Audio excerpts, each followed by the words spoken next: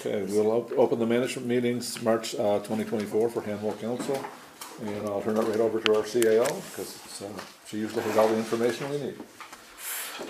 Okay, so Dan has provided you with your building operations report. And he wasn't going to come because there really wasn't anything on it. The biggest thing, a hydro pole came down at Station 3. He has on it that it's been reported to NB Power. They went right out and changed it. So when it came down, it went completely, the lines came completely across all of our doors to our storage units and stuff. So what had happened when a couple of the poles broke during that storm and power outage in December, and then it pulled on the other poles. So then it finally since that storm. It finally broke. Wow.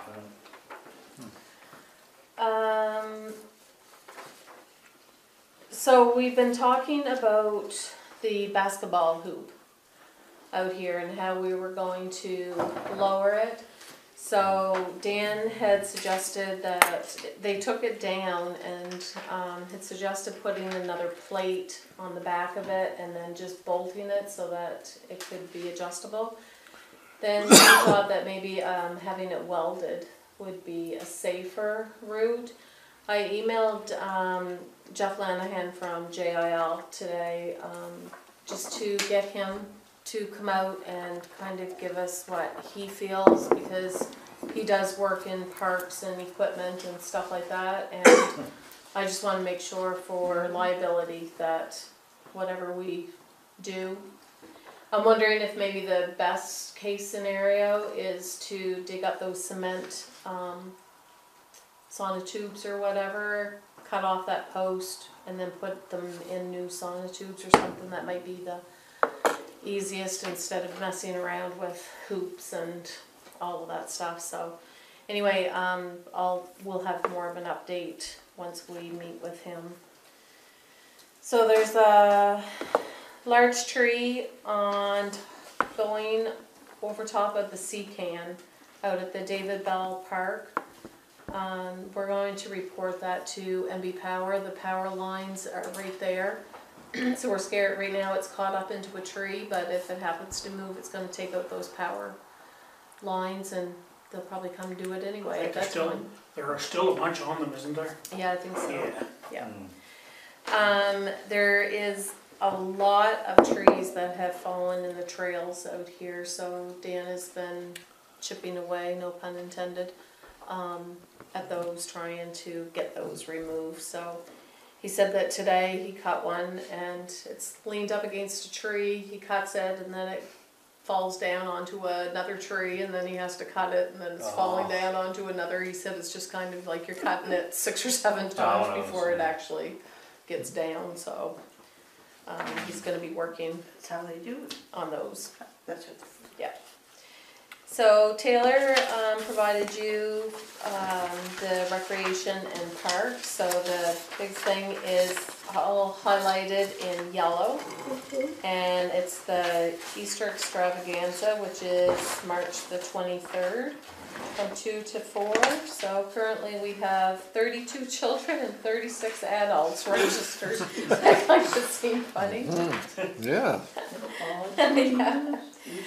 Yeah. So we've ordered all of the jerseys and stuff from Timbits for Hanwell Sports. We're getting that up and running. The Home Alone program is going to be April the 4th from 6 to 8:30. And then Learn to Play Pickleball. We'll get everything out in social media. I guess it is out. We'll just keep updating it. So February the 18th is full, March 10th is full, March 24th is partially filled, and partial filling off of the initial wait list. So Are they going to do more, do you know? the Learn to Play Pickleball, I believe so. Yeah. Okay. There seems to be quite interest in it. It's very popular. Yeah, it's very, very popular. So it's wonderful. Okay, so you've had the session notes for a bit, so I'm only going to touch on the things that I need to update you on. So the presentation, Matt Nicholson is going to come to the next council meeting. If you remember, he wasn't able to come at the last one to discuss a project that he wants to do at the church. So I reached out to This our church, lease. Yes, does he know he may fall through the floor? yes. So he just wants council to kind of know what his ideas are for it, and then I had told him that there's extensive damage to the church or whatever, and he will explain his vision on it and how he would like to get there. So my thing is, I was concerned that I don't even know if we could lease it to him. So I contacted the DNR the other day, DNR? Yeah. To ask them if we could lease the property. So in our lease, it says in the sublease instruction package under Crown Lands, it clearly states that lessees may only sublet the entire lease and not a portion. And it must be for the same purpose. So I don't know, Mayor Morrison and I were talking about it, and he's like, you know, we're not doing the land, we're leasing the building. So I just want to make sure, because there's really no sense in somebody doing a presentation that there's no way that we can do anything. If it's not so. allowed, then it's kind of moot, yeah. Yeah, yeah. But we'll find out before Yeah. he comes to see if we can do something like that. Yeah, so I'm hoping to That was a good catch on Terry's part, to hear from think of them. that, so. So, the next is the land acquisitions for the Scout Lodge. So because our motion that we did, Excuse me, Terry. yeah, May I just interrupt just for a sure second? thing. If we are not allowed to lease the building, the facility to him, to put a coffee shop, does that also preclude us from leasing the building out for other rental functions?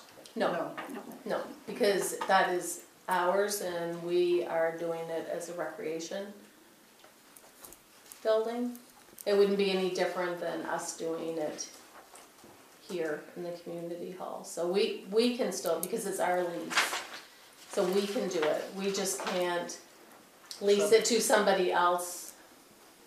Sublease, you can't sublease it. Yeah, we can have events there, we can do things, we are just not allowed to sublease. That's right. So we can rent it, but we can't lease it. It's something to pursue with the DNR to see just exactly, because we Yeah. gotta find that out. We should do No, this. Because we in turn could rent it to him, in the essence But of it wouldn't be coffee this, shop. but it's not the same purpose though. I think isn't it the same purpose that's the issue, like, because it's a Oh, recreation so- trail and well, recreation well, space. The way the lease was in turn, or the statement was, okay, you have to lease the entire parcel. Property. So, is it lease or is it rent? I think we're That needs to be clarified, because if in turn they won't allow us, even though we're saying we're just renting it out for an evening or whatever, if they look at that as the But same we manner- are renting it out as a recreation thing for us. That is for a coffee shop, a coffee shop is not a It's business, right? recreation. It's not recreation. Neither is a wedding, Neither is a No, wedding. those are one neither is a time. wedding. Neither is I a think wedding. we're- But I think we just need, we We can just beat need this, further we clarification. can beat this around all night, but I think we gotta get Just clarification from the clarification, DNR. please. Yeah. So we don't know what we don't know, Yeah. so. No. Well, I mean, they've already proved it as a recreation building. Yes. to be run by, no, we're a That- long way that's- from yeah. renting that. Yeah, so. Idea. Okay, so, when we did the motion for the Scout property, the purchase price was 10,000. However, because we are an HST registrant, and so are they, we have to, rescind that motion and make it so that it's 10,000 plus HST, so that will be at our next council, meeting. I'll have it on the agenda. So, the storage building and stuff like that, we'll discuss that at our infrastructure meeting on Thursday night. So tomorrow? That would be tomorrow night. yeah. That would be tomorrow night. So that would be at 7. Which one is that? Infrastructure meeting Oh, is yeah. tomorrow night at 7. So the next thing I have is number 11, which is the signs.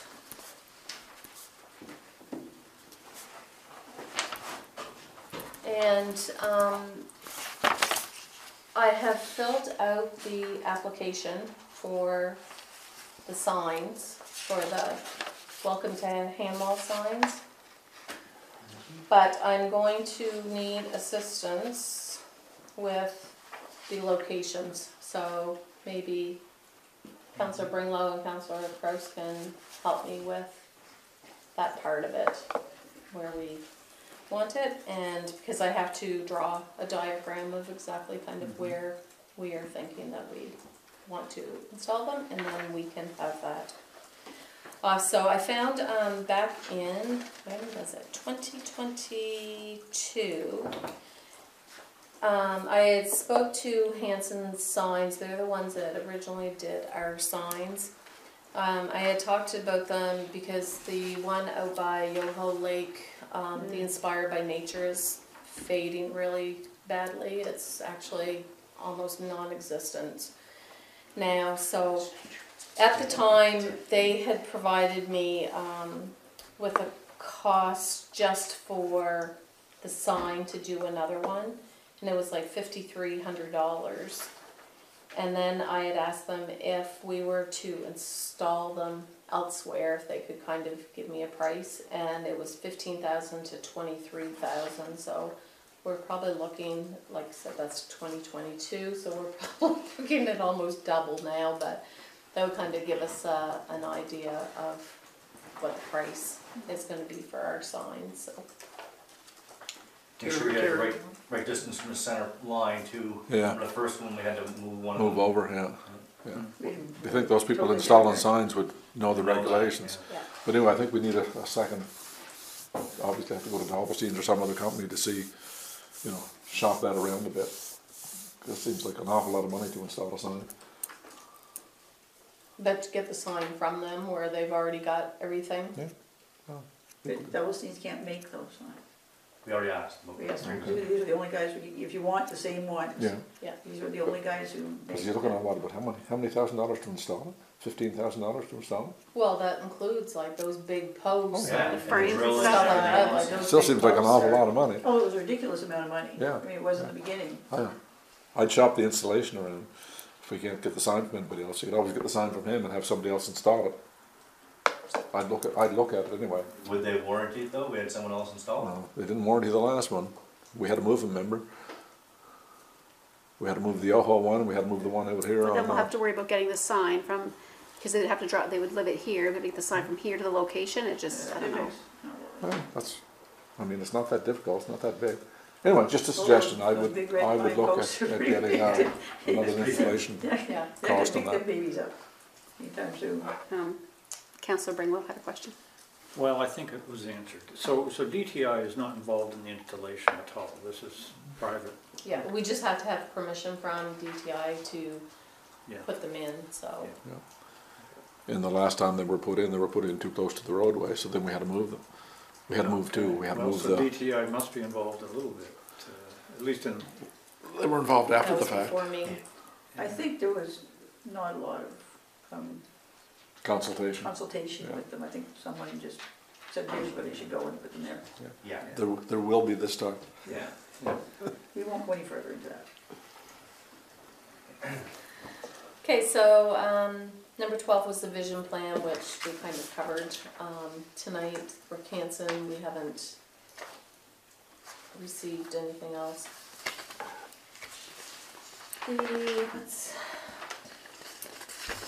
So number 17, does anybody have anything before number 17 that you wanted to touch base on? Just the tourism levy for me. So the tourism levy, I have done a little bit of research on that. I've printed off a few things so that we could discuss it at the governance committee and see about tweaking our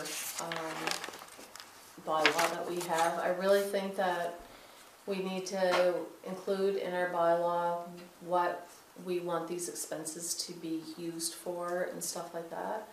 Saying that, I definitely think that if we want to use some of those funds for Handwall Days, because that is tourism, Yeah. That was my right? question. So I was thinking if you guys needed extra funding for that concert and stuff like that, if that's Probably will. something you wanted to do, then that is something that we could use some of those funds for. 'Cause So, Candace and I are looking at the kids part for the Handle Days. And based off of what was spent last year at the Sizzling Summer Social, I would suggest we are definitely gonna need extra funding. Yeah, so like those funds are there and it's definitely something for tourism. It's certainly a tourism event. It's the same as Pioneer Days or Oh, yeah. Centennial Days or. We were talking actually while we were away, my nieces and I, they're always going to concerts, and they were saying how much benefit to the community. And I was thinking even, just for example, a concert will bring in a fair bit of income possibly for businesses up in that area. Like if people were to come and stay overnight at the resort, the River Run there, or stop to eat in the all ways up there. So I think it'll, we'll be bringing in money to the community through that event. For sure. Any event that you have in the community, there's gonna be spent on. Oh, yeah. So it's, it's a win-win. Yeah, The exactly. campground. The campground, yeah. Yeah. That's what Well, we're thinking. and I like that it's, we're not spending our own taxpayers' money on it when it comes from the tax levy, because it's coming from people who had visited here, right? So, No, I think we should be using And, that money and for it sure. is what it's It's for. that's what it's for, you know. Yeah. Well, and as Taylor said last year, the plan was for 250, and they ended up close to 1,000 at the Sizzling Summer Social. So that's a lot of people coming to one area. And they So- were, and I'm gonna say probably 65% of those people were not from Hanwell. Exactly. They were So it from is a big Fredericton, New tourism. Maryland, it was a big draw, Yeah. yeah. So, Yeah. And even like with our Spook Fest. Same I thing. mean, It's the same thing. you know, Yeah. I like that people from all over, word of mouth go. Or a Mucto, we had Minto, like it was, they were from everywhere. Yeah. so Yeah. the town of New Glasgow in Nova Scotia has Sum 41 and Trooper coming to their summer concert series this year. How can they get bands that big and we can't get Pretty in Pink? I think we could fork a little bit more money if the town that size can get bands at Or that plan it level. a year in We- advance. you know what? Next year, we're planning a year in advance. Yeah. We're- Yeah. We, Yeah, I mean, we're probably getting off topic, but it's We've had many been discussions. really hard, because the notice is so short. Yeah. It's been really. Not really picking on hard you, to Tim, I'm get just anywhere. saying. I'm just gonna So- No, I didn't take it that way. Next year, we're having John Fogerty. Okay. So just to get back to the tourism. You got my levy, vote. So there's nothing stating that there's a minimum percentage that we have to give back to the business? So there isn't in our bylaw right now, but some people, some municipalities that I have found have said how much can be. And there's So- nothing from local government? Well, the local government just says that, by resolution of council, we can make a grant on the terms and conditions that are determined by council to any organization formed for tourism promotion and development. A Okay. local government may make a grant under this section, even though only part of the local government or only some of its residents may benefit from the grant. And when making or refusing to make a grant under this section, the local government may differentiate between potential recipients as to the making of the grant, the amount of the grant, or any terms and conditions imposed. So what we are doing, we are giving back to the Radisson a grant, more or less, but there's nothing saying like That we have what, how How much, or Yeah, that's if what, we, yes, that's exactly have what to, my question was. or is- whatever, is and there a that- specific? yeah. Yeah, okay, perfect. yeah, so our bylaw itself doesn't say the percentage, and our local governance act does not state that we have to. So, like I said, I'm going to compile a bunch of them for our governance committee, and I think that this is probably one that, before we actually draft it as governance, maybe we should have a meeting and kind of make sure that we're all on the same board of what So we would like for this one or whatever. Yeah, we'll have a closed session meeting, because it's talking about money. Yeah, Yes. I would really like to see us have a working meeting sometime that we can go over a bunch of stuff. It seems like evenings are very tight. We're into a ton of meetings, so I don't know if you guys want to do like a Saturday or something sometime, but I really think that a working meeting is something that we've got so many projects that we need to be working on ASAP, and to try to do them in an hour or two in an evening, Well, it's you know very what? difficult. so- Another option we have is, we have in our bylaw that if someone takes time off of their work, we will pay them. So we'll have a weekday meeting, pay the people who have to work, and just do it on a regular weekday.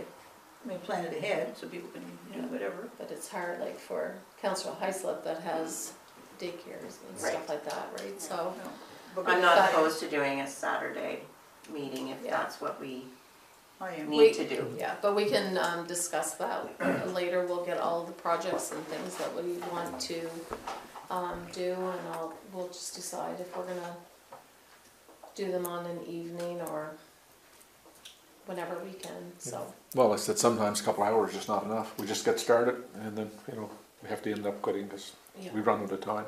Yeah. So sometimes we might need 5 or 6 hours to sit down and have a really good discussion, Yeah. planning, get things straightened out. Well, it's like a retreat, right? Yeah. I mean, if you did something to that effect. One of the things that I find difficult, and it's just because I'm a newbie, but we had all these governance changes and everything else, and I'm trying to understand where the money's coming from, okay? How much is coming from this, how much is coming from that, I know that this is gonna get cut, this is gonna get cut, et cetera, because I wasn't there Right. prior to all of this change.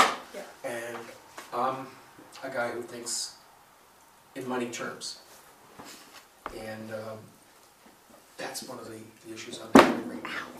It's just that I gotta be able to get my head around where all the money is coming from, what are the sources and stuff like that.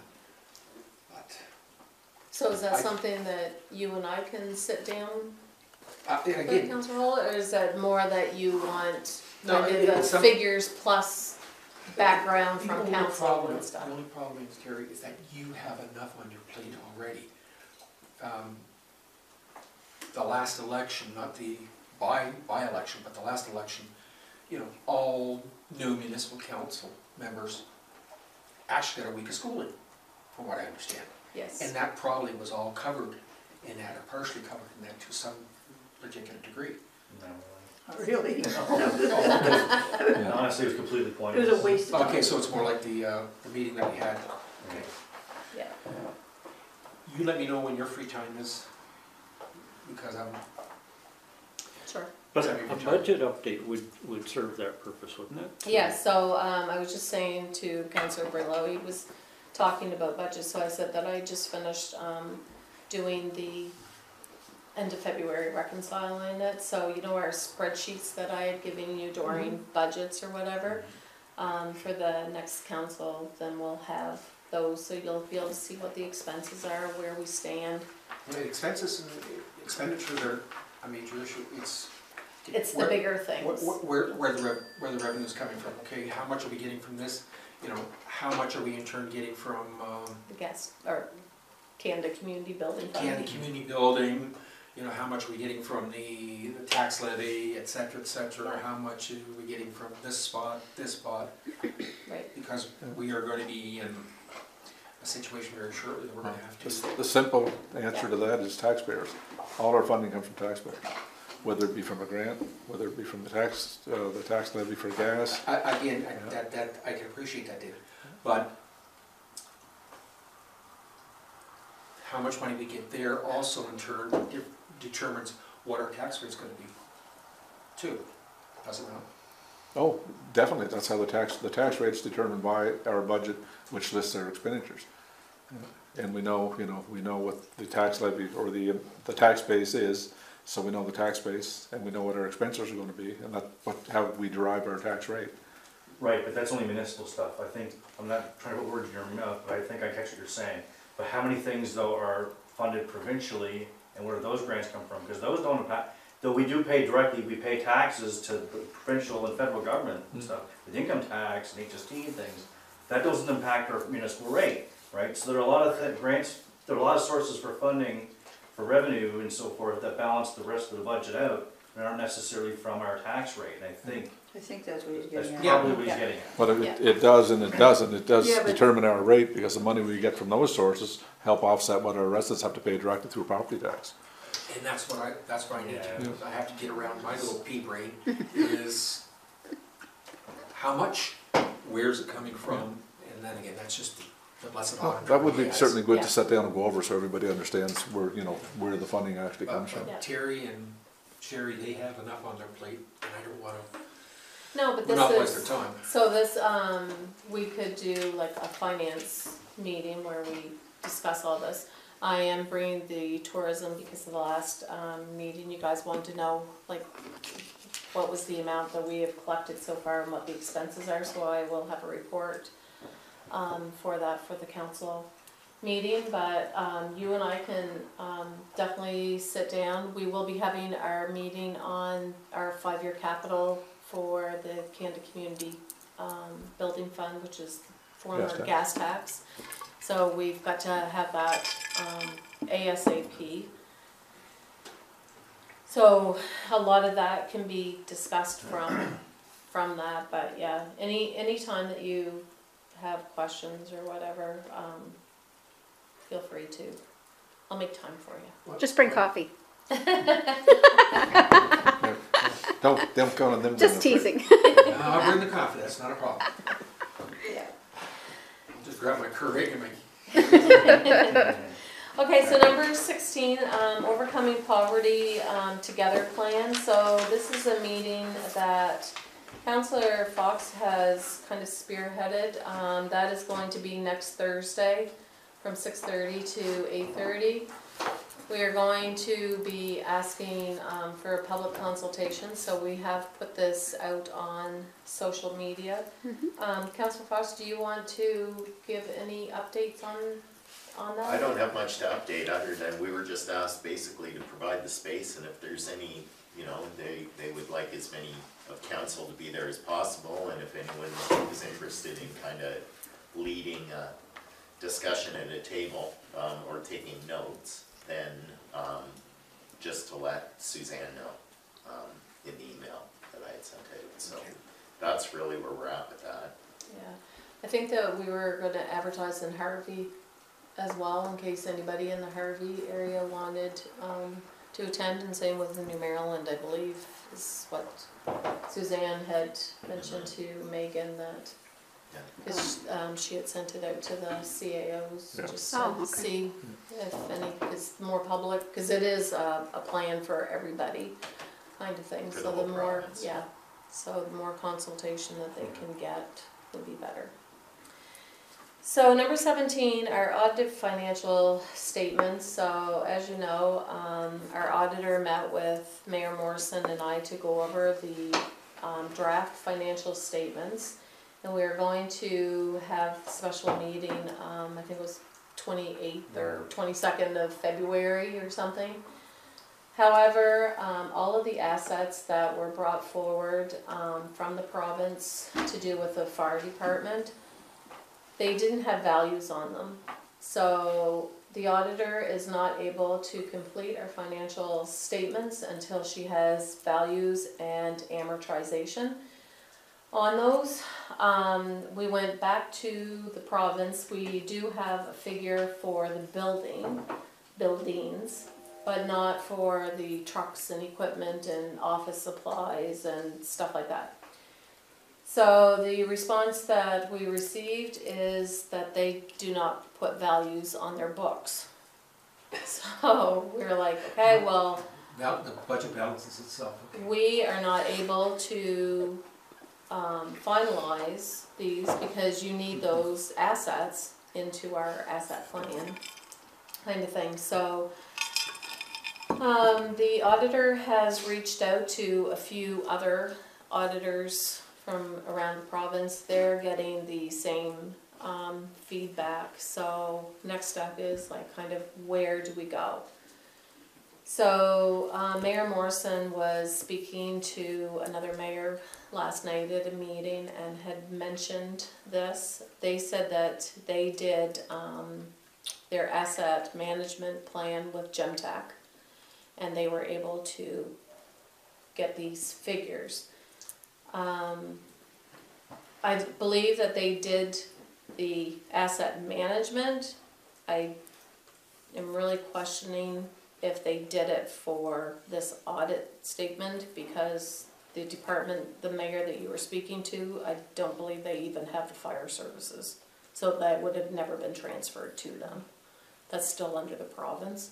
So with that, I contacted Jihad, remember Jihad from Gemtech?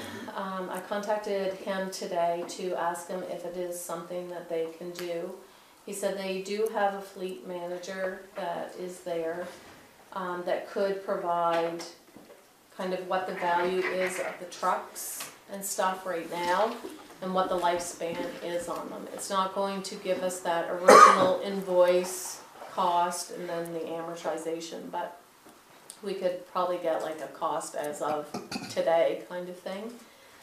He said that if we are interested in doing that, he needs a scope of work. So engineers, we are able to hire them without an RFP. That is one service that we do not need an RFP. So we could contact them and ask them to do this. He said it shouldn't take them too long because they've done a lot of the other fire departments and have kind of roughly those figures or whatever. So if that is something that you guys want me to do, that might be an idea of how we can get to these figures.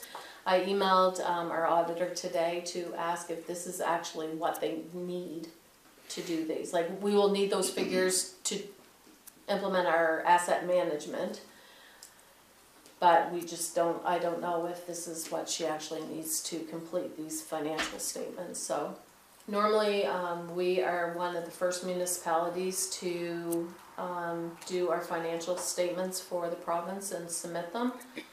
And the deadline is March the 1st. And I wouldn't say that the province is going to get anybody's on time, because we literally cannot finish these financial statements until we have these figures. So they in turn didn't provide us with any of the values of the assets. Correct. One mayor I was talking to last night. We're gonna have to spend money in order to determine those assets. Is there any way are we gonna recoup any of that money that we are required to have in order to? Right. So earlier I was saying how we got the grant from local government for strategic plan. I emailed them this afternoon to ask if there was any funding left over. I explained the situation, and I really think that they, they need to come up with something, like, this is not our fault, this is not something that we have, budgeted for. And I was thinking this afternoon, I was like, okay, well, you know, we got the funding for a strategic plan, so maybe the money that we had budgeted for the strategic plan, we could just kind of use that as the asset management, but it doesn't sound like that's gonna be the case, so. Once again, we do have, funds in our operational reserve, and that is what that's for, so we could dip into that. It's not going to be the expense that it is going to be for the strategic plan. I did ask Jihad kind of to give me a rough idea or whatever, and it wasn't anything like that. So I think it's something, if the auditor says this will work, I think that's something that we're going to have to just jump on and get it done. So, that would be. So, just a quick question, so the deadline's already passed, Yes. so how are other municipalities So it's the dealing same, with it? same way, but I will tell you guys, and our auditor said, like, most municipalities do not file theirs on time, like, they don't get them in on time. It's just kind of like how auditors are available, right? Because I know I was talking to another municipality here probably a month and a half ago, and he's like, oh, did you start your audit? And I said, we did. The auditor was here like in January, and I said, we're gonna finalize it here in February, and he was like, oh, he said, our auditor's not even coming, he said, until the 3rd week of March. And he said, they're usually here, he said 1 to 2 weeks. So they're just gonna wait for the numbers though to come Yes. in? like, because you can't submit them because they can't be finished. So I'm just thinking if others are doing that and they're Yeah. gonna wait for the numbers, is there any reason why as Hanwell we should be paying for the numbers? Well, that's because local government told me, like, they just don't have them. Like, they've never had a value on their books. But Well, this is on the why- taxpayer, how backs come- of the taxpayers. What about right? their asset numbers? Wow. We had asset numbers on trucks. When they bought them, they had to attach an asset number. Well, and this is So, what, like, to me, I was like, well, there's got to be an invoice somewhere in a box. exactly. But they're aged vehicles, right, so the Yeah, but if- value. Yeah, but even something that's 5 years old, they should be able to still go If back you and knew get if you an knew the asset cost number. new, then Yeah. you could come up with the depreciated cost. Like, they still have a capital depreciation cost, there should be on a spreadsheet There, somewhere. there's got to be some, And we're gonna have to Somewhere. do an inventory on equipment. Reform has caused a lot of grief to municipalities, and they're certainly struggling with it. I mean, we have our trials and tribulations too, but from around the table with what's going on and the problems that are all over the province they're in rough shape. so as soon as I hear from the auditor, I will email you and let you know if this is something that would work for them. If it is, then it's something I really think that we should move forward with. We're gonna need all of this anyway for our asset management plan, but But we'll have to push hard on local government. on paperwork. local government, like, I probably have 7 emails into them, like, I'm just not letting them. Because it really shouldn't be on the backs of the taxpayers, it's Certainly their not. responsibilities. Yeah, either Right. that The or, backs of the taxpayers are a heavy enough burden on them by now. Yeah. Exactly. either that or provide funding so that we don't have to take it. We'll just send the bill to the province. Yeah. Mention Blaine Higgs. Blaine Higgs. Okay, Give it to them next week, Pardon? give them the bill next week when you're in there. Yeah, just exactly. Take it in my back pocket. Here you go. Ernie Steves. okay, so remember. Okay, so, affordable housing, we didn't get accepted, in that. So I was talking to Capital Regional Service Commission, after I, did this, oh no, it was at the time. And only Harvey and Fredericton were approved in this area and very few from New Brunswick. There was a piece in St. John, or out of CBC this morning, and essentially nobody in southwest New Brunswick received anything. Yeah. So I'd even make a little phone call to Harvey. I don't even think they got anything, nor did I think Fredericton. Moncton received a fair bit, St. John received a fair bit, and then the remainder was all in the northern part of the province. Yeah, I The agree that, but Francophone regions. I do know that. I think they're missing a couple, Harvey's in Fredericton. because Frederick and Harvey did receive. Yeah. Yeah, so they got there. Yeah, Yeah. yeah, there's an MP, there's a red MP in Fredericton, so that's why they got some. Yeah. Anyway, Not- so. not thinking. Yeah. Okay, so council, I provided you with the Local Governance Commissions Act. So this is that Bill 45.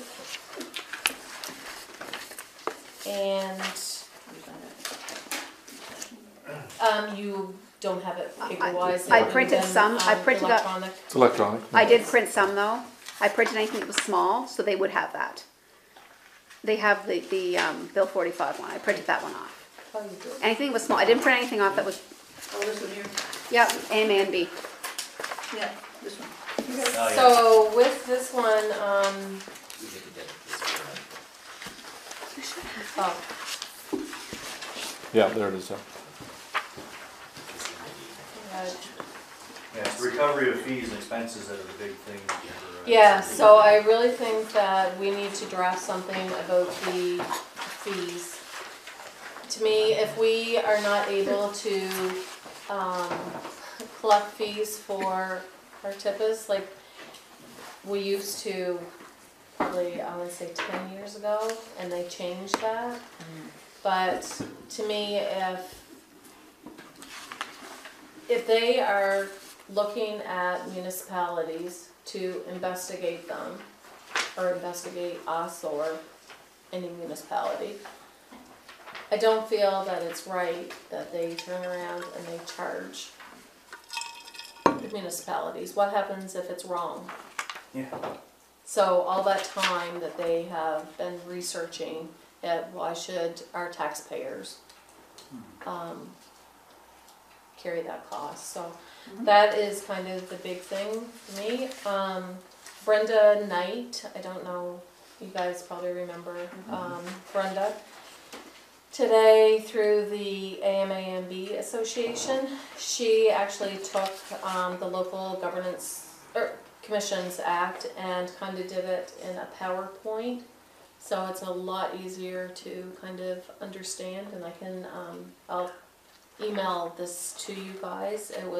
She did a fantastic job with it. So the deadline for this is, your concerns have to be in by March 29th, so I don't know if you guys want to provide them to the mayor, and the mayor can send them on behalf of council, or if you want to send them to me and I can send them on behalf of council, if you have any concerns.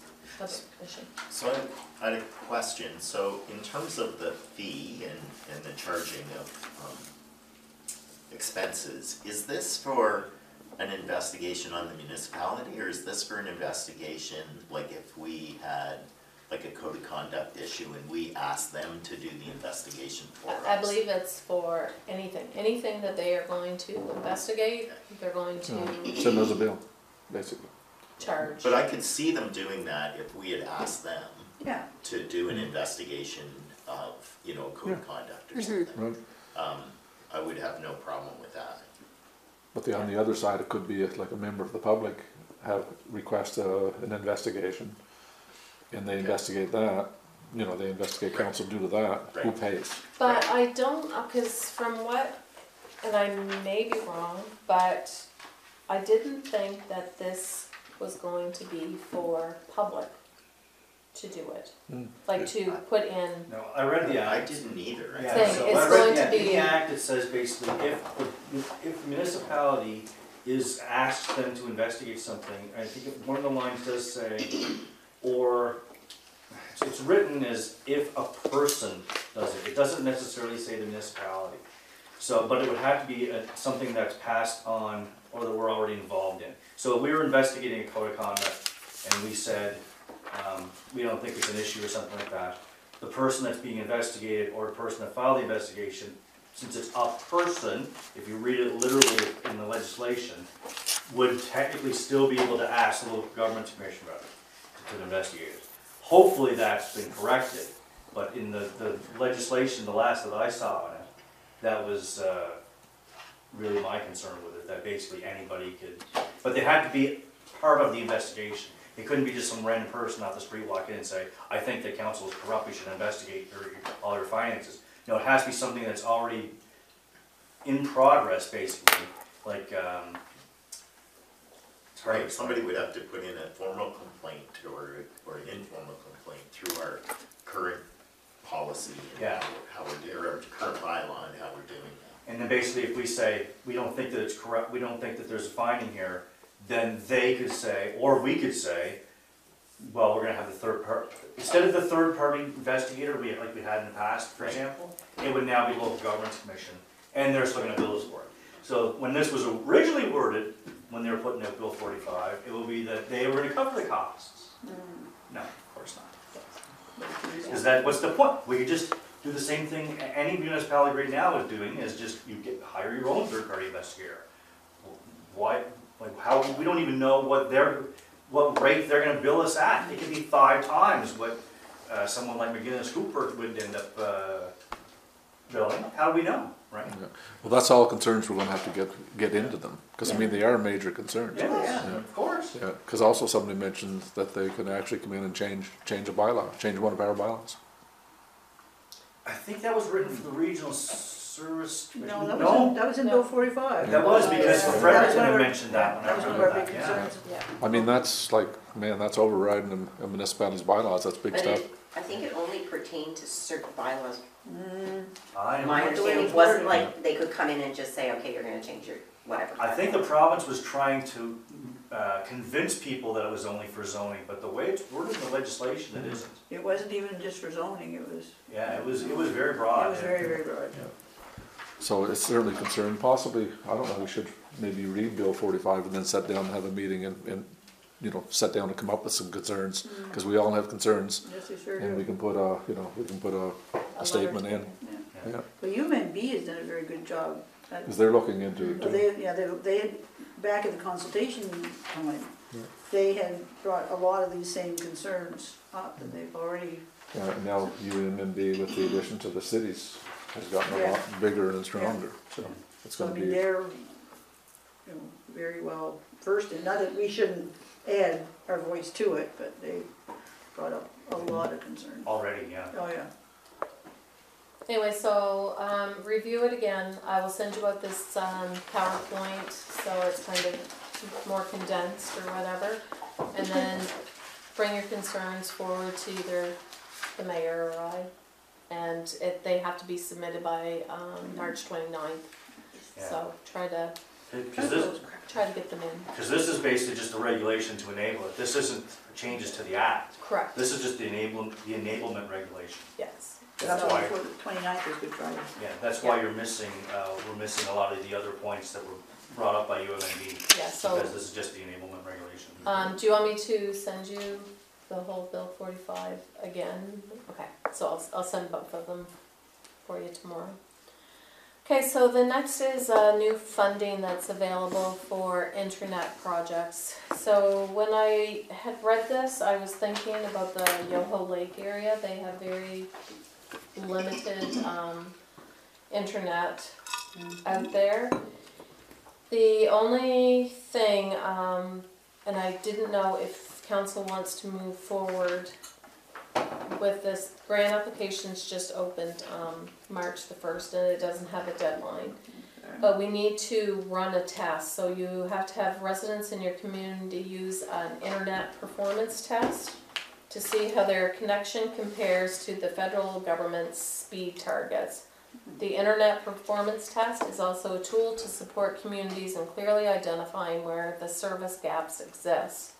So when we apply for the grant, we have to take that data and put it into the grant. I don't know if we have the capability. I don't know if we would be able to get all the residents in certain areas. Is there other areas that have, like in Kingsclear and Island View, is your internet pretty good? Driftwood used to have an issue. Because I know too that Yeah. some people that I know out in rural New Brunswick, they signed on to Elon Musk's new Oh, a lot of people at Yoho now have Star, it. what's it called, Starlink? Starlink. And man, they're really satisfied with that. That's been A lot of people remarkable. have gotten Starlink. I got, well, I didn't get it because it was too expensive. I got the other one, that 5G. Explore that? Explornet? Yeah. But the Starlink, from what I've heard of people that I know that have it, they've had some of the other ones before, the Xplornet and whatnot, and they had problems with that. The But new the Starlink is fantastic. They just love it. Yeah. I've been hearing the opposite too. So, I think it comes and goes. I know people who've had one, then the other, then one, then the other, and now they're whatever. Anyway, I've had good luck. So back to the point though, so does the government have a recommended one that they want people to test with, or does it matter? Because there's kind of a standard site that's used for this called speedtest.net. That I don't know.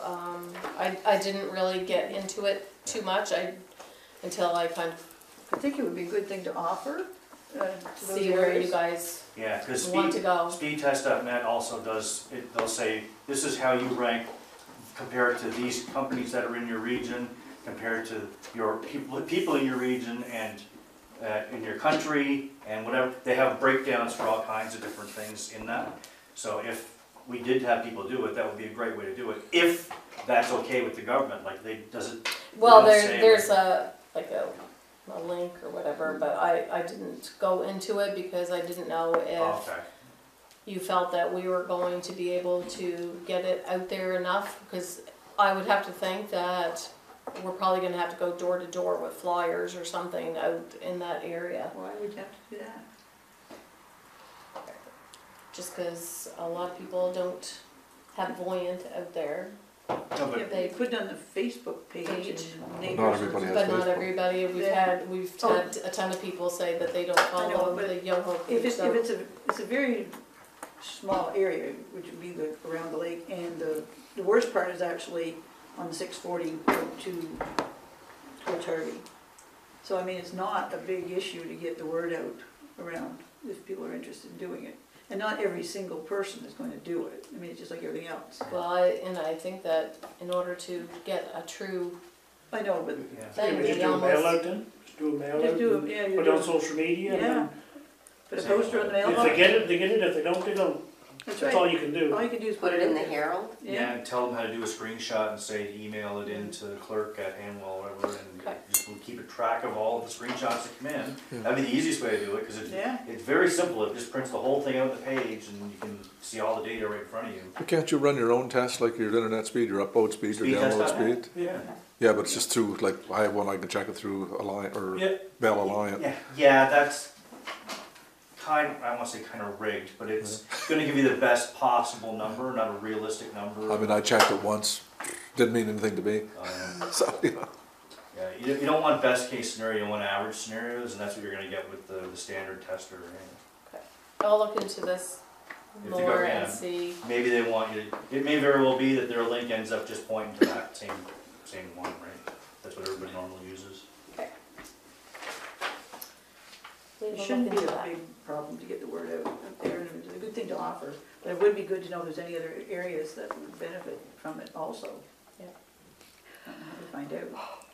Okay, next is the electric vehicle charging stations. So you guys were copied on an email from a professor at UMB talking about this new funding that is available, and you have to submit a request of interest into MB Power if you are interested.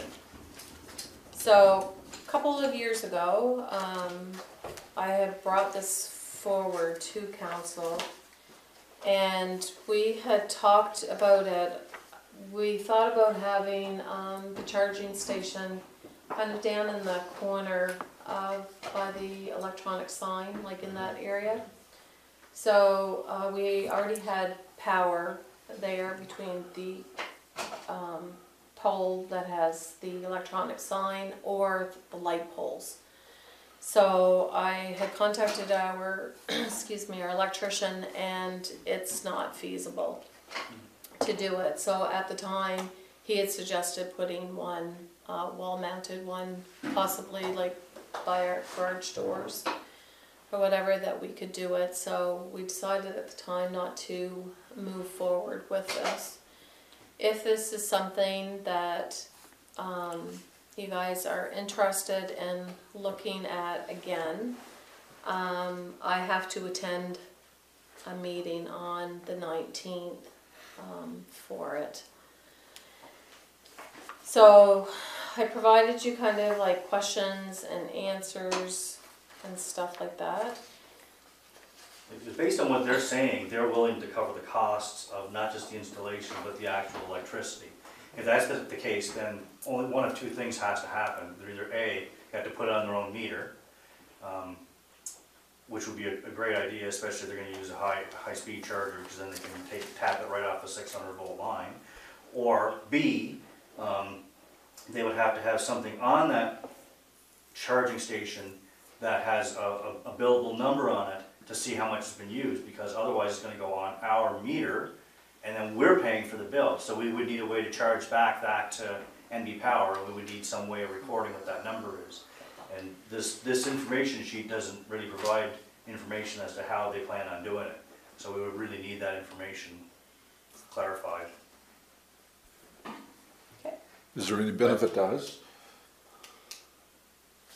With the meters on our property, and they're selling electricity to people that recharge their vehicles. Is there a percentage for Hamel in that, or does it all go to? The question that's one of the questions I had posed when I sent back to Terry is, what's the, and I hate saying it, the financial benefit for ourselves? Yeah. Or is there one? It's a financial cost. It's an enormous amount of power to run a supercharger, so be very careful. But in turn, they say they're going to pay for it. That's the trick. Are they paying it? And if they are, how are they going to pay it? How are they going to isolate it, right? And do we want that work? We have it back by the garage. You got 2 or 3 people sitting there waiting to get charged. That would be a good spot for it And, anyway. like, how's Dan going to get around? Well, this, because it's not gonna be wall mounted. Me either. So, Not even a little bit. when I talked to the electrician, we had talked about the wall mounted. This is like one of those Yeah. big orange, like Right. at the Irving or whatever, Yeah. so we're gonna have to have it That's out gonna- here yeah, that'd be an accessible place. somewhere. Yeah. Well, it would have to be in a secure location too, right? Because we've had break-ins Yeah. and stuff Do you want them around over by the here. garage door? Yes. Yeah. Right? like Someone that. passing through, just run. Oh, look at that! I can grab that compressor on the way out. Boop. There they go. I certainly don't think it should be out by the garage doors, just for the fact that we've got machinery and stuff going Yeah. in and out of there, and we can't have cars hooked up to our building, so. And we're soon gonna have a building there. And we're soon gonna have a So, building. to me, I could care less if we can get one. If it's in our parking lot, I mean, it's going to impede people coming and going when there's events at our place too. Well, I think it's a great idea. I do too. I think that, I don't. I think it's a great idea, like I say, if there's no cost to us, then I only see it as a benefit. It needs to be it needs to be in a place, like you say, an accessible place where people can come and use it and go and whatever. But I mean, logistically, as long as you can figure out how to do it, I see no downside to it if it doesn't cost us anything. We might as well get with the times. It's Exactly. coming. So let's No, just it's buy going to be in. disappearing because we're going to have hydrogen cells very shortly, Well, hopefully. once we get done with the hydrogen cells, I think the it, antique electric cars, so. And I think if we're looking at tourism, it drives people here. Like Yeah. I know I had somebody at my house come who was visiting from another place with an electric vehicle, and they had to go downtown Fredericton to charge it. Well, now they can go That's to, not good. Irving. Irving. We go to the Irving. That Yeah. Irving's been in operation for now, how long? Over a year. Charging stations? Yeah. Can't be that long. They Like put this. new ones in. Yeah, we put new ones in. Yeah. Okay. Yeah. Because they used to have the air pump there that I liked because it was all automated and it broke. yeah, That's why I I use got it. Schultz because it's free. Yeah, I like just the automated. exactly. Yeah. I think they're a great idea because you take people, say, coming from St. Stephen or wherever. Harvey actually just put one in. But that would give them another stop. If that one was busy, they might be able to make it to Oh, I think here or to the Irving or whatever. But I mean, you have big events here and you have people coming here from other places. For example, that racing thing where they run around the woods. I mean, there are people coming from all over, if you can charge here, you know. I mean, there are gonna become more and more cars in, you know, the near future, so I don't see any downside to having it if it doesn't cost us anything. And what is it, like 2030, everybody has to have an electric That- car or no. something? That's not gonna happen. That's not gonna happen, Yeah. it's not 2035. sustainable. No, it's not. It's not sustainable. Not realistic. Yeah. Well, I think if we're gonna have movement in on this, then it does sound like it's kind of split. I think probably should come to a motion council next week. Well, What's I the think we need deadline? to- We have Well, We need to find out the details. We of have Okay, it. to find so out I more think that we details. need Yeah. to, More bring it information. forward to the meeting on the 19th. Yeah. And then it's, even if it waited until April, we still, the funding doesn't say that there's a deadline on it, Okay. so. No, we need, But we need more information yeah, first. we need to figure where to put it and Or and if for it's sure. realistic, to put it. Yeah, Okay, they may not wanna put it in once they. perfect. Yeah. Number 22, Sherry, can you add this to the agenda? It's already done. If it's not on there. It's already done. So I had explained that we need to put in a new motion to adopt bylaw enforcement officers for the Capital Regional Service Commission. Currently, right now, we have one, which is Brian Sharp. And we need to add a few more people to it because there was a situation where they had to do something, and because councils did not have this specific person appointed, it got thrown out of court or whatever. So we need to add the names that I had provided to you. And so that will be on the next council meeting. Stay on to the plan. The housing crisis presentation, Fredericton Playhouse. So I had heard from 7 of you guys that wanted to attend Peter Corbin's presentation for affordable housing. However, I booked 9 spaces just in case any of you guys have a spouse or somebody that wanted to attend, or no, or anybody that wanted to. So we have a couple extra seats. Terry, you had also mentioned carpool for us. Yes, so the thing is at 5 o'clock, so I thought if some of us want to get together here first, and then we'll just carpool downtown. It might be easier. Yeah, parking's always at a premium, so. Yeah. But after 5, it's 5 free. parking, commercial parking. Yeah, anyway. I don't want to drive downtown, so somebody please tell me. It's basically for Terry, that's who it's for. It's not about you guys, it's all about me. There we go. Pick you up. I didn't realize it's Fredericton, right? Yeah. She does not do downtown Fredericton. Yeah. I'm doing better. It might as well be Toronto, 17 years too. I'm going downhill. Remember, I've been on the 401, I can get you downtown. Councillor DeCleve, are you still with us? Yes, I am. Okay. You're listening to You're just so quiet. I know. I can't believe you're still alive. I have it muted because I have children, so. Okay. Yeah, Rarely. perfect. So, they didn't charge us anything for our tickets, so it's a donation to Habitat for Humanity. So I'm going to put this on our council meeting so that we can do a donation for them. Can't the mayor do a donation anyway up to $150? I bet it's, Yeah, just like that. we'll have it in time.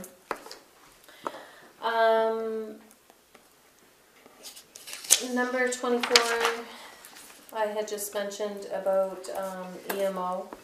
I am going to actually, I mentioned this to Dan DeCleva from ND EMO.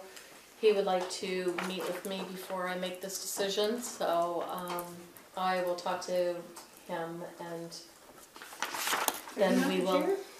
I would like to. But you had to be, that was like. No, so there is nothing in the Local Governance Act that says the CAO has to be the chair. We reached out to a lot of the municipalities. most municipalities only meet quarterly, Mm-hmm. and some even have a member of the public that is The the chair. chair Oh, or whatever. I have to attend because of financial stuff, and I want to attend. I just find it very difficult to be coming up with training ideas and Right. stuff like that. So It's just, yeah. I want to talk to my committee first. It's a committee that I love, but anyway. So I'll come back to you on that one. So, what the hell is on my behind here? Okay, so recording of meetings. So previously a motion was made to record council meetings and all other meetings, including committees. This has had an opposite effect on being transparent, and the process doesn't seem to be working. I find that we don't seem to be communicating as much. We're holding back. It's also very difficult. We're kind of catching ourselves saying people's names or addresses or stuff that should actually be discussed under the closed session, and then we're catching ourselves kind of thing. So I think council meetings and stuff should definitely take, for example, our EMO committee. I just find like we can't talk openly, like we all seem to just shut down. So I think that we need to discuss that at the council meeting. We are no longer getting the traction of people listening to them. The last meeting, I think we had 4 people, 4 views or whatever. I actually wrote them down. The Hamel Days Committee had 1. Management meeting February 14th had 2. EMO had 1. Finance meeting had 4. 3. Infrastructure and Parks had 4. Yeah. So when you're talking 4 people out of 7,000, that's views, it could be the same person more than once. well, and take for example our EMO, like we have committee members that are in the States, so they're coming in by Zoom or listening to the meetings afterwards. So I don't feel that it's working out the way that it is. We also reached out to a lot of the municipalities, and they do not record their committee meetings and At stuff all. whatsoever. I mean, Hamel Days, that was insane. Or whatever. So anyway, I'm going to bring it forward, and then council can make motions again for And debate it. Speaking before council, Councillor Fox had researched other municipalities to see what they did for those that wish to address council. So actually in our procedural bylaw, we've kind of been lapsing with this. There is a section that states for public attendance, if a person present at a council meeting is engaging in improper conduct, the chairperson may have that person expelled. D, any person, association, organization, or other body wishing to address council shall make an appointment with the clerk at least 3 calendar days before the close of the agenda. And E, a delegation or person appearing before council shall be allowed no more than 10 minutes to speak. If a delegation consists of more than 5 people, it may be presented by 2 spokespersons at the most, who are able to speak at 10 minutes. So Councillor Fox had provided you with numerous municipalities, and all of them were like, you need to fill out a form. The few that I had researched, they actually said that members of the public are not allowed to speak on the subject unless it is on the agenda, because the councillors really need to kind of know like what to expect to be able to provide an answer if that's the case. Either that or any questions that the members of the public might have. Maybe we'll just say, like, could you bring this in writing or whatever, so that we can research it, so that we are not providing answers on the fly kind of thing. So We'll see. Just, sorry, go ahead. See, where we've seemed to, what happened is from the beginning, like you say, we had it in our bylaw, and that was for people who wanted to make a presentation or wanted to speak on a certain subject. But then where we kind of went wrong was we added the one at the beginning where anyone could come and stand up and speak. So we The have- public input. Yeah. But it still says addressing council, the bylaw says addressing council. I know, but that's where we went amok, is we just let anyone address council on anything they wanted without any prior Yeah, notice. But that's not what our bylaw says, I right? know, but So we the- gotta enforce the bylaw. I know, but this is where we haven't been enforcing our bylaw, and by adding that, Same way Pharaoh should have been enforcing the plastic bags. The what? Ooh.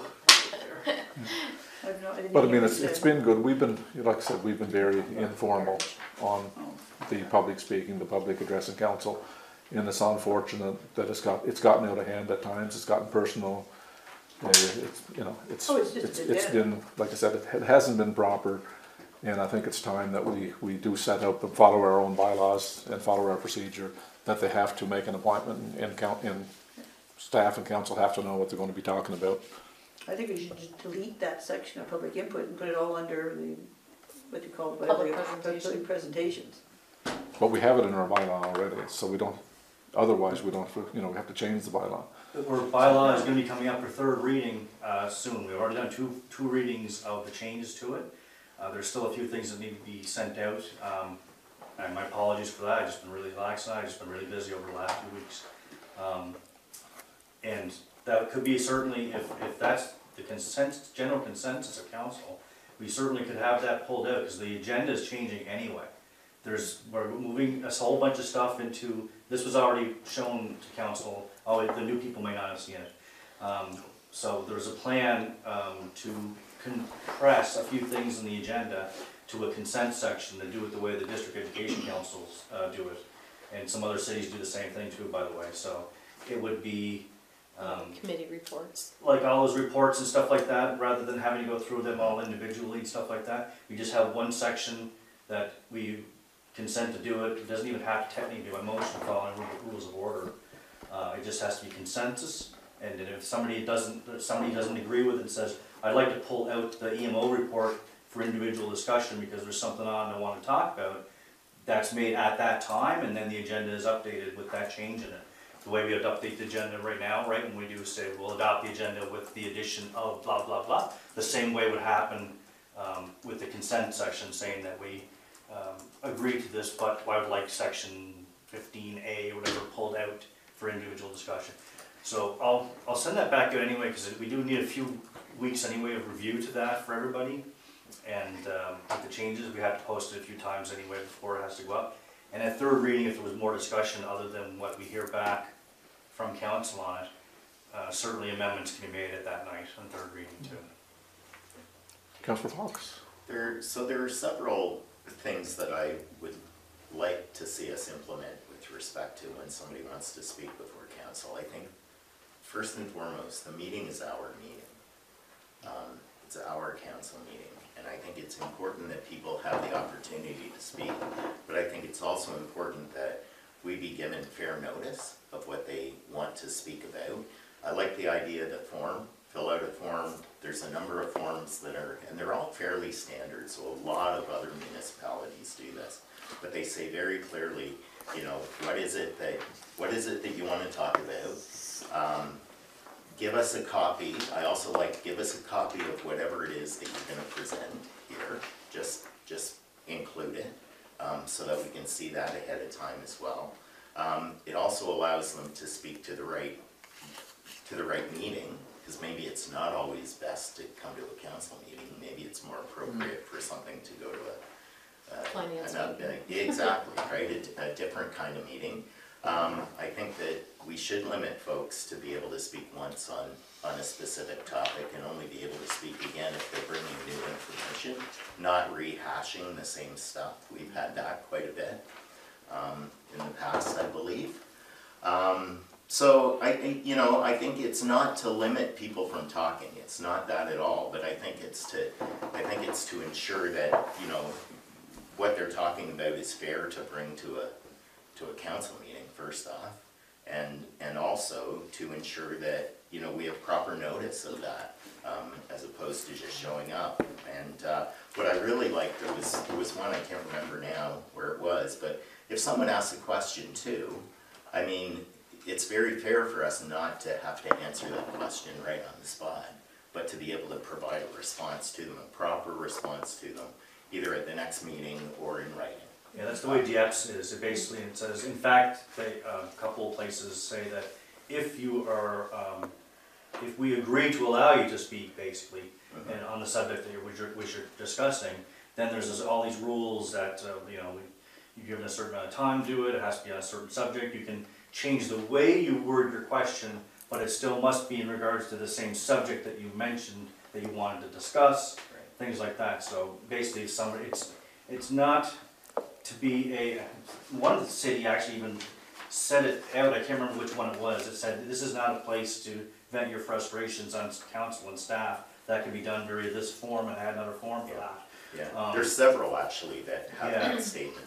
Yeah, it's pretty much the same standard statement. I think Oromonto is one of those as well. Yeah, and it's like anything else that can be, I suppose, and this is really one of the things that really upsets me, but I don't feel I can really speak about it, and I should be more careful about it, because we can be calling this out as point of order when people get abusive, especially the staff or council directly and personal about it. That is a point of order.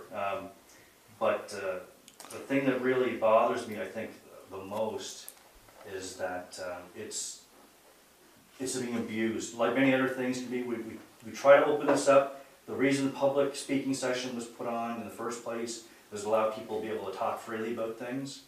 But now it's being abused. And like many other things that happen, you know, if you abuse something, you don't have a right to speak in a council meeting. You certainly have a right to voice your frustrations with council. We're not necessarily going to provide you the platform to do it. If you abuse your privilege of being able to do this, it'll be taken away from you. There's going to be people that hear me saying that on this GD recording that are going to disagree with me, and they can disagree with me all they want. But you do not have a right to yell at council at a council meeting. That is not order. That's not the way it works.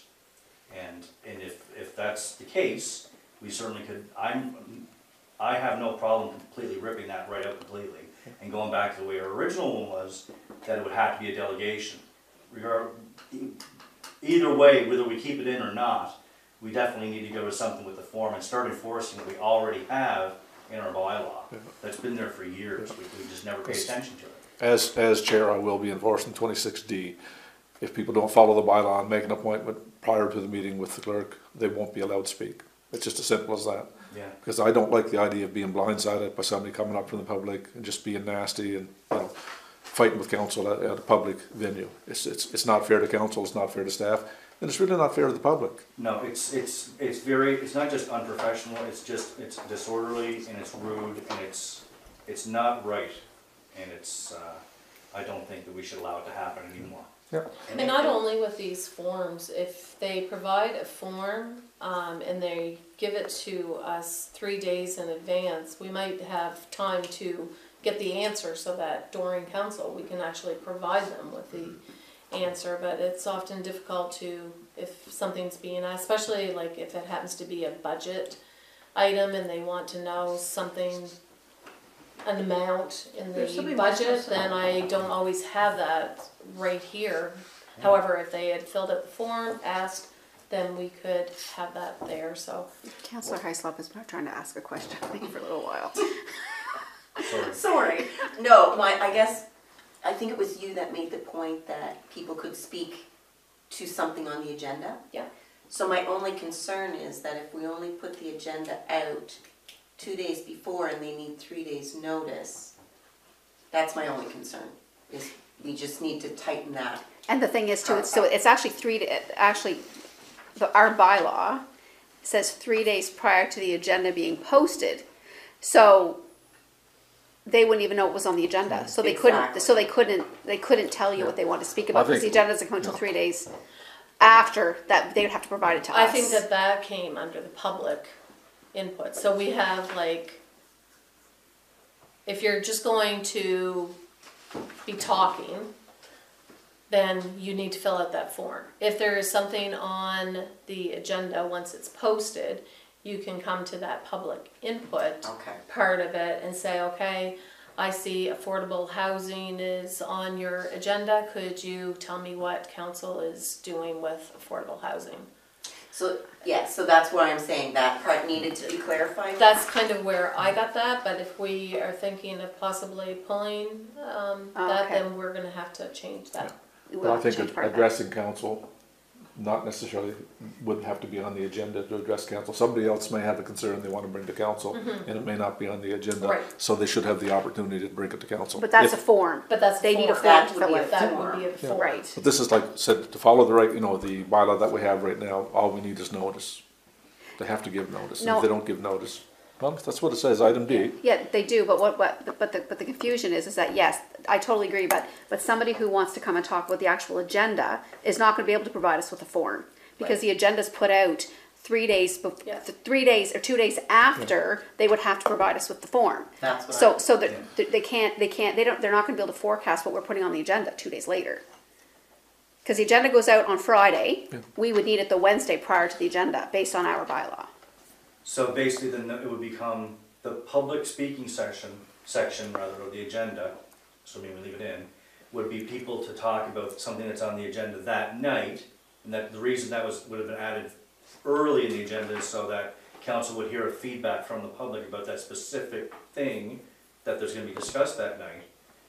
That would be fine. And then if it's not regards to the agenda, it would fall under a section for petitions and delegations. Right. With a Yes. form Which- that you submit in advance, so we know what they want to be talking about. And the talking, or the public input as of late has not had anything to do with the agenda. Correct. Correct. And Ever. that's why I think Yeah. originally we used to always say they could only speak to what was on the agenda. Yeah. But that was left out, Yeah, of the and if Yeah, procedural. we're trying to be more Right. open with the public, and Right. now it's been abused, so. yeah. So, Section Okay. 26 of our bylaw, speaking before council, doesn't mention restricting them to only what's on the agenda, it just says addressing council. And all it states in here is that any person or other body wishing to address council shall make an appointment with the clerk at least 3 calendar days before the close of the agenda. Right. That's what it says. It doesn't say you have to talk on the agenda. No, or it anything doesn't, else. that was the intent. So- It's not worded like that. We need to. Right now, we have We need a to very change clear that. bylaw that if they don't make an appointment, they won't be speaking. They'll have to put it off until the next council meeting and make an appointment and follow through. Because I just don't think it's fair to us to be blindsided by somebody coming in and ranting and raving before council with no notice. So this year, our bylaw provides, if they have to give us notice, so then we know they're speaking. Well, they have to give you notice and talk about the subject. But I think we But should it- look at our bylaw. Yeah, we definitely gotta look at our bylaw, Yeah. and if we come up with a proper form that they have to fill out, Right. and on that form will be their name and their address, Yeah. and what they wish to address council on. Yeah, and I think we should always ensure that we get the person's name who's speaking. Yes. Address yourself, yeah. Right, Oh, yeah, address yeah, yourself, yeah. introduce yourself when you come up, because I have no idea who that Yep. person was who talked. at But that's the just last good, that's just good form. Yeah. Yeah. Right, yeah. Okay, so that's something else we'll bring forward. So next is all of our upcoming meetings. So Councilor Holt, did you get my email on the UMNB advocacy days? So UMNB contacted me and said that we were able to register our third Awesome. person or whatever, and you had asked. So, but they said that I was about the only CAO that wasn't attending. So she was like, so are you going to be the third person? So I sent you an email today asking if you minded if I was the You're third more than welcome to take this spot. person. So at the UMNB Advocacy Days, it's next Wednesday and Thursday. The meeting actually goes from 8 a.m. to 8 p.m. Our council meeting is Wednesday night at 7. The big thing from about 6 o'clock to 8 is when we are doing one-on-ones with the minister, the MLAs, Premier Higgs, stuff like that. So I really think that we should change our council meeting so that we don't miss that opportunity. We have a lot of concerns. Be a great time to find out about Crown lands and if we're going to be able to transfer these properties and stuff that we want. So Could Sherry's run when the would meeting? you like to have the council meeting? It's either going to have to be next Monday or Thursday. next Tuesday. Monday?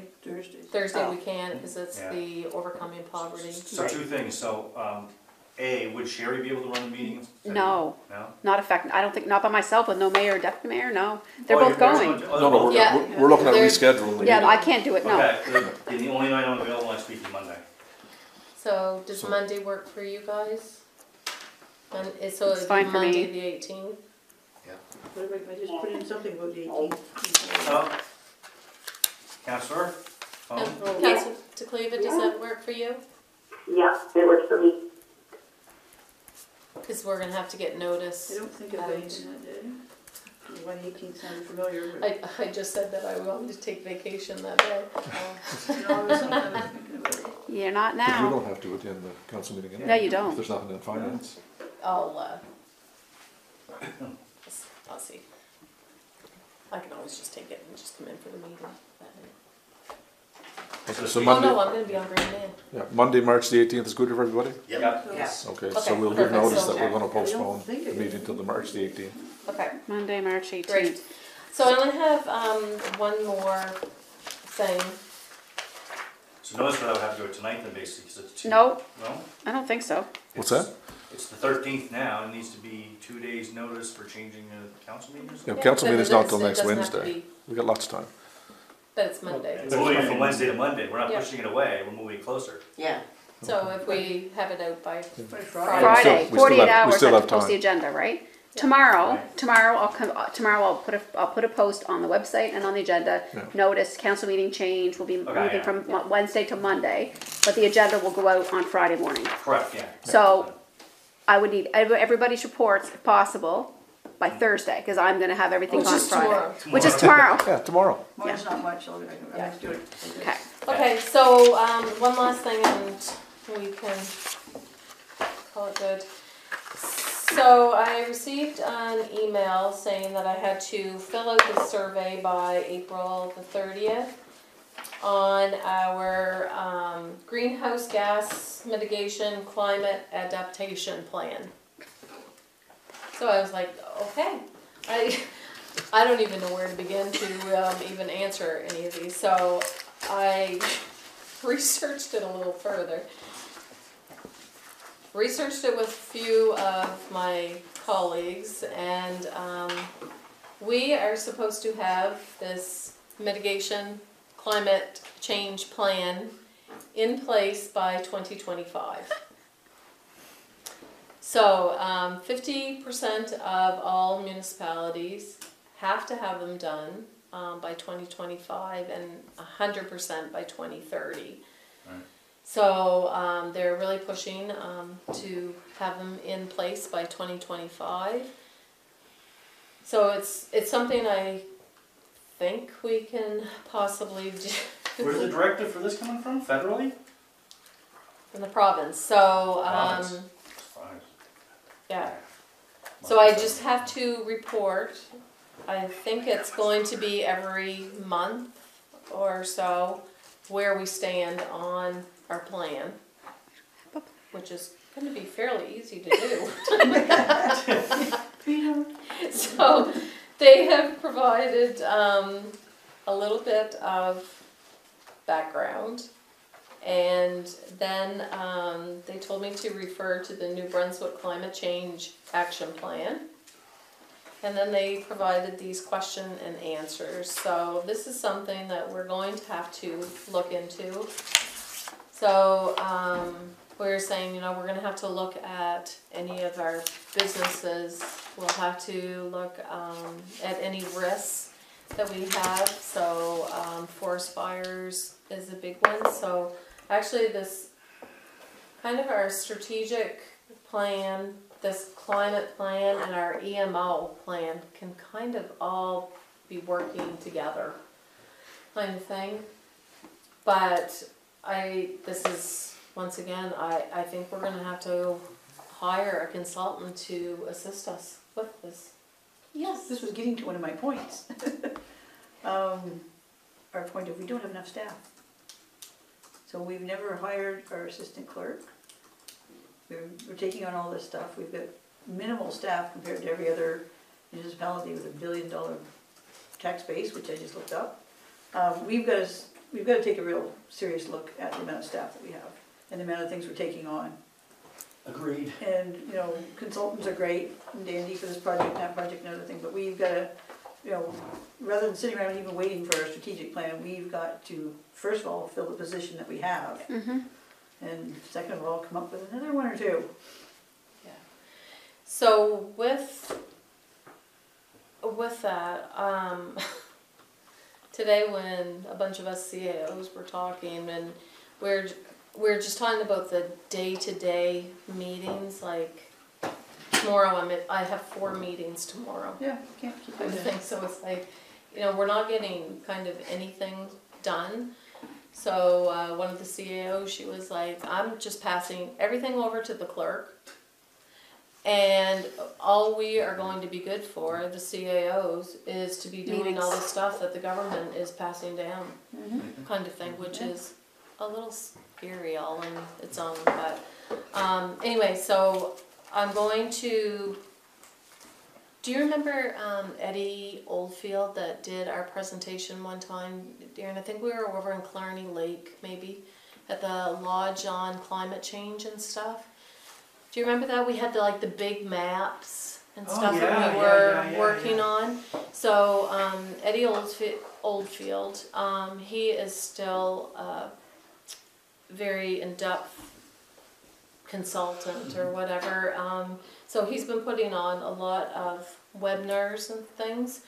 So there has been some training out there, but when I've seen all these emails coming through, I have kind of read them and was like, okay, well, we don't have climate change, and I wouldn't even bother. So I'm going to be reaching out to them. When I was off, there was a gentleman from Kingsclear. He is also has something to do with the whole climate change. He would be a great stuff. resource. He'd be the person to talk to. So Yeah. I'm wondering if maybe we should possibly get him to come in and give us some guidance on what to do or whatever. I mean, if we've got somebody local that He would has be got the man. some Yeah. wealth of knowledge, I will send him an email. then If we're gonna get a consultant, he'd be the guy to get. and I don't even mean like a consultant, but just somebody to say, okay, these are kind of like what we need to look at, and because I like, to me, climate change and emissions is like the Irving and St. John with all the stuff going in. But I'm sure that there are a bazillion other things that go with that. So I really think that we need to reach out to people that we know to give us the best guidance, but that is a project that we need to complete. I don't think that we have to have it done by 2025, but it's definitely something that we need to start working. We'll be the other 50% for the 25-30. I think And I really think that we probably can, because we really don't have a whole lot, like, compared to some cities. The flip side of that is we don't have a lot, so we should be able to do it quickly. Yeah, Right, just exactly. right, so we might as well do our plan, Yeah. have it in place, and be part of the good change, or whatever, so. No, Carl was a brilliant idea. There's just off topic, but there's a satellite going up that for studying methane emissions, methane gas. Yes, I heard that. And supposedly, anybody will be able to sign on to it and find out what's going on with methane gas. Sounds kind of high tech and kind of neat, but it'll be interesting to see how that's going to work, how they're going to be able to have anybody at any time sign on to this satellite information and check where methane gas is coming from your community or somebody else's community. We'll wait and see. Anyway, anybody have anything else, or we'll close the meeting? Just go around table? Councilor Hull? Councillor Jonah, Deputy Mayor Jonah mentioned one thing, and I think Councillor McKenzie also agreed that, yeah, we definitely need to take a look at staff. And I don't know whether it is us who should be asking Gary, Sherry, where can we change the staff structure? What do you feel you need to be working on? And where can stuff that you're working on be moved over to another position? Not dumped all on Okay. Sherry, but I'm not up to you detail. guys know what your work She's is. Okay, we don't. I agree. So our assistant clerk, Sherry and I were just talking about that. We're hoping to have that posted by the end of the month. We're going to have it posted by the end of the month. Or whatever. It's been sitting It's vacant for a been- year, so. We're going to have it It posted by the end of has, the but month. it's also catch-22. We really haven't had the time to train somebody. I will make either. the time. So it's, They it can was learn one of as those they things. go. So, Yeah. On the job, it's called on the job There's training. another, Yeah. another thing we yeah, call it job is. training. So, Okay, I think that will alleviate some. If I can give some stuff to them and then you can give some, it will alleviate. yeah. Well, like I said, you know, filling our contingent of staff that we have now would be helpful. It's been sitting vacant far too long. Right. You know, well over a year, so I Yeah. mean, how long? We kind of made that, like, we said it was kind of the assistant clerk, it was actually the records management part of it.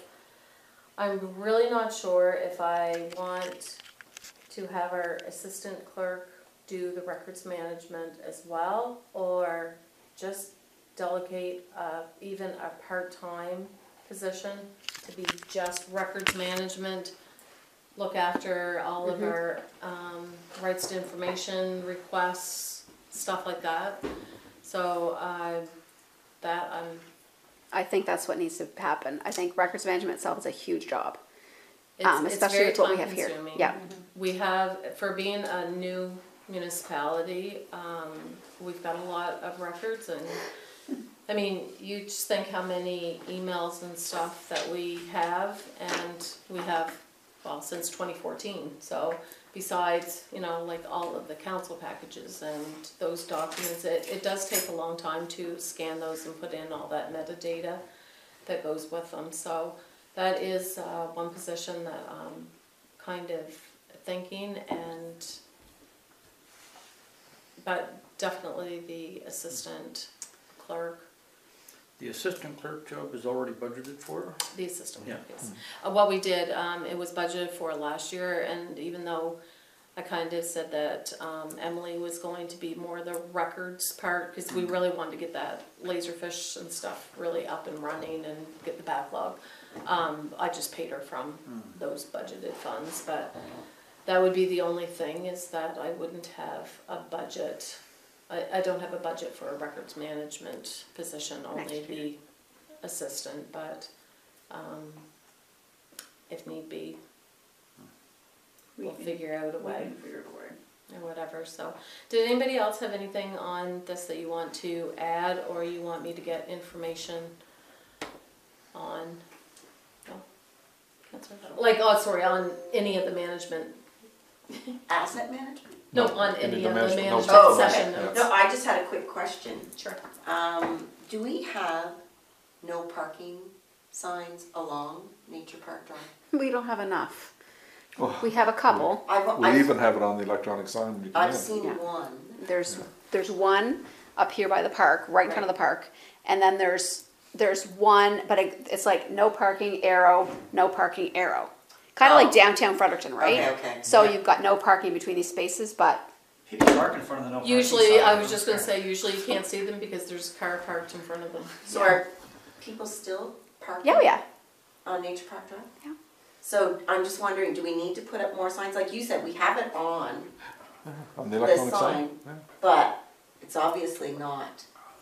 I to be honest, I think we could put signs every 5 feet. People are still going to park Yeah. there There was a song about that. And they'll still ignore them. because when you think about it, like it's a road, but I think people perceive that as a driveway or like they don't perceive it as a road.